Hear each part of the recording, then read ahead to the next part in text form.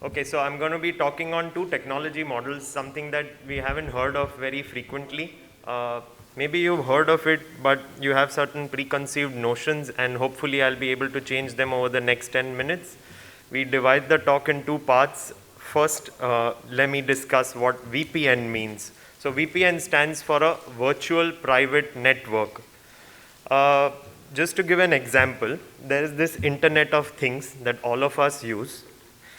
And if two people want to collaborate or communicate sitting at two different ends of the city, country, or the world, then our understanding is you can communicate through internet. So you'll use Gmail or Skype or Facebook and Zoom, or you'll use a team viewer, and that's how you communicate. Similarly, if you have two computers in the same room or under the same roof, very close to each other, then how the two computers communicate is through a direct network or a local access network, and that's called LAN. The problem lies if you have two computers belonging to the same parent company or the family, and now they want to communicate, but they don't want to share communication using the Internet of Things because that's public. And you don't want communication to go through a public channel. So what you do is you create a tunnel, a virtual private network. That means that it flows through the internet, but there is a direct access and communication from one computer to the other. To explain this, a virtual private network means that there is a head office or the headquarters, and then there are different regional offices or employees working from home, and they can use the internet, but use a channel in the internet through which they can communicate with their office or the headquarters. So it allows you to connect different office locations or allow people working from outside the company to access restricted information that doesn't go out to public. So what are the key features of a VPN? All the data that you're communicating about is encrypted. So nobody else knows who is sharing the information and what information is being shared. This ensures confidentiality. In certain good or bad ways, it ensures anonymity. So why was this made? I think an Indian actually working with Microsoft started working on these VPNs and got the protocols out first in 1996. The ideal use case was that somebody working in Microsoft need not be at the office to work on the Microsoft system. You can sit at home and still work at office. The other thing was Microsoft has an office in LA, Microsoft has an office in New York. So the two offices communicate with each other using a VPN. And of course, all the employees sitting at home can work at office using a VPN. But what is the VPN technology model being used for as of now?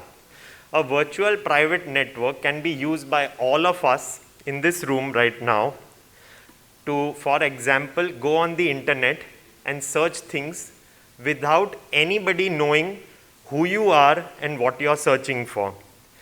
So it can also allow you to bypass certain censorship. So if the government of India says you cannot access a certain site, now the government of India doesn't know who you are and what you want access to, so you have pretty much access to everything.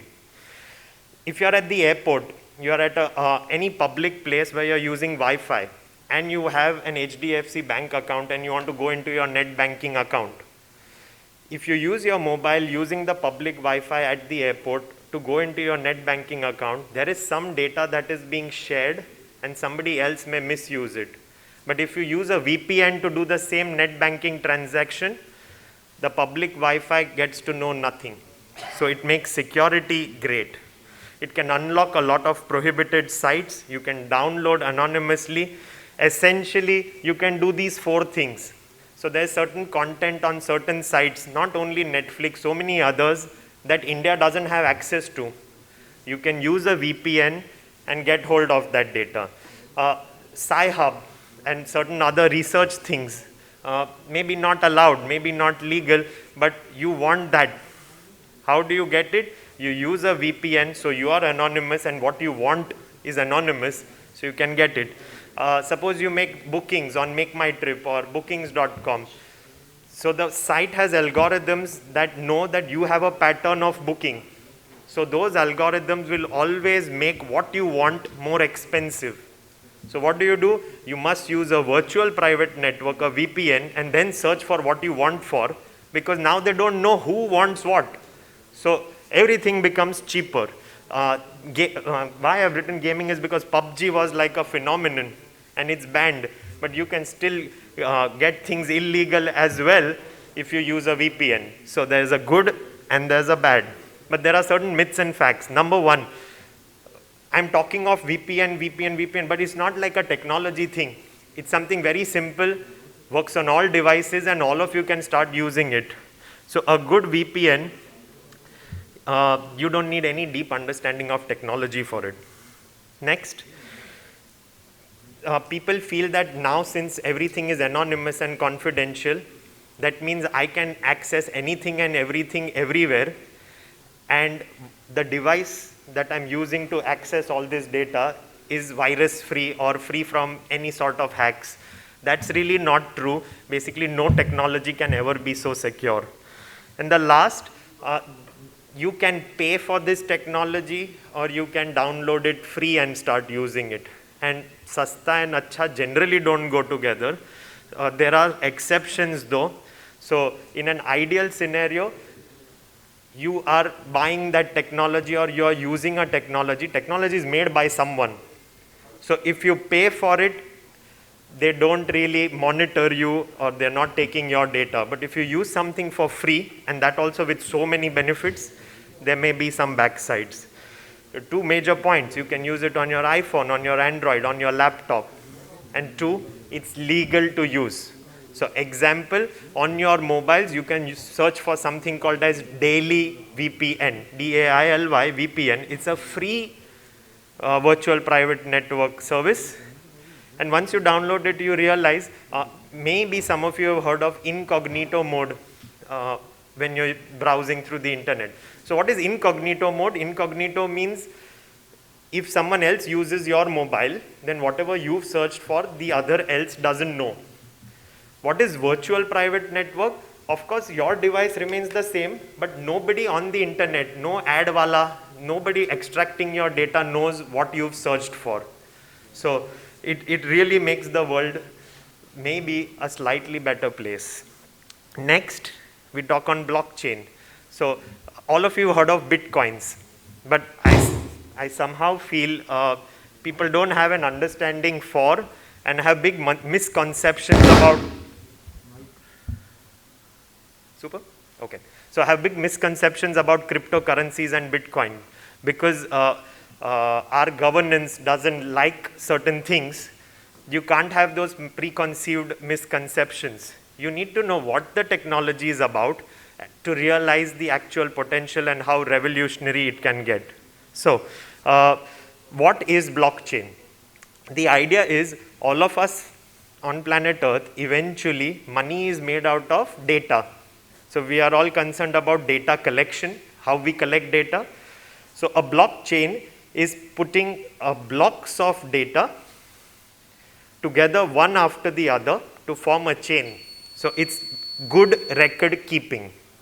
Okay, and all of this record keeping is managed autonomously. No one central person who can manage this. So everything is confidential. There is no governance, no Modi ji at the top.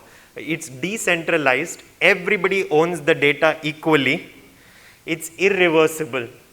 That means once the data is collected, it can never be erased. That's how the technology has been developed. So, example, if you have a certain block of data or medical records or law records or anything, it has a timestamp on it that this data set was collected on this date. Now, the next day you want to collect data, it is compulsory for the previous data to be part of the next data set. Plus there is a timestamp on it. and it's cryptographic. Cryptographic means there are certain hashtag codes, hash codes, so that nobody else knows what data is being stored. It goes on and on. So at any point of time, if somebody wants to modify, addition or deletion to anything that has been done, everybody else on the network will know before and after. What is the connection between these two pictures? So that's an iPhone and somebody working on Bitcoin, and the hand shows blue gold. That's coltan. Coltan is a mineral that's mined in the Democratic Republic of Congo.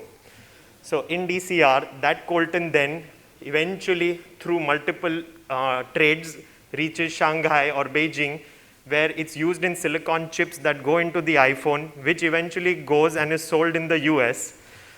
But when you buy the iPhone, you really don't know whether the coltan was mined legally, illegally, what was the price for which it was sold, how many hands has it exchanged. And that's what blockchain does. Every step from the coltan mining to the iPhone being sold. The companies have invested on this, where every single step is recorded irreversibly. So our traditional understanding of trust is hierarchical. It's a pyramid. That means there's government at the top. The government makes the rules. Everything is open, but it's top down. And what blockchain technology means is collective ownership. Yes, you're concerned about your interest, but everybody gets to decide. So what's fiat money? Fiat money is Indian rupee or the US dollar. Versus what's Bitcoin? So fiat money is RBI has made it. RBI decides what's the value. It's always issued by the government. They can keep issuing it on and on. And you look at cryptocurrency, something like Bitcoin. It's produced by computers, but it's decentralized, and the value is determined by supply and demand. And each cryptocurrency has a set maximum. So if I want to send $1,000 to the US, how do I send it? I put it in the bank. The bank charges me a transaction fee because it has to go through a certain bank in the UAE or in Germany, which gets routed to the US bank. Why should the bank charge me processing fees? So blockchain technology means I can transfer that $1,000 from here to there without those dollar bills. It's just a barter and exchange. The only thing that makes this valid is everybody else on the platform should know about it and approve of it. So if A wants to send money to B, this transaction is represented online as a block. The block is broadcast to every party on the network or the exchange.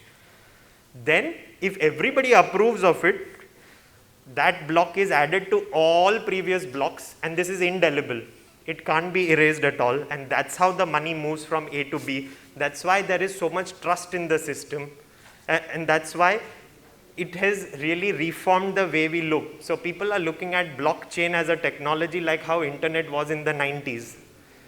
This is what is going to rule us over the next 2 or 3 decades probably. In the US, there are n number of companies that are investing in blockchain technology over healthcare domains as well. Just imagine how patient care can move. If a child gets vaccinated, all those details go into the EMR system, but further on, wherever they get shared in the healthcare system, nothing gets deleted. You can't say कि नहीं vaccine नहीं दिया था लेकिन अब दिया है, या तभी ये गोली चालू किया था फिर नहीं दिया था. The entire doctor profile. So, or for example, there's a pharmaceutical intermediate that goes on to become a drug that then goes to the warehouse 1, warehouse 2, and then gets eventually sold by a retailer to the patient. Patient must know how the drug was made and where it was made. And all of this is possible through blockchain technology. All our medical record keeping and the EMR systems that we talk of are going to be founded only on this. It's revolutionizing technology, data and capturing in the US, and all of us are going to need to understand this to adapt to this over the next 5 to 10 years, which was the basis of this talk. Thank you.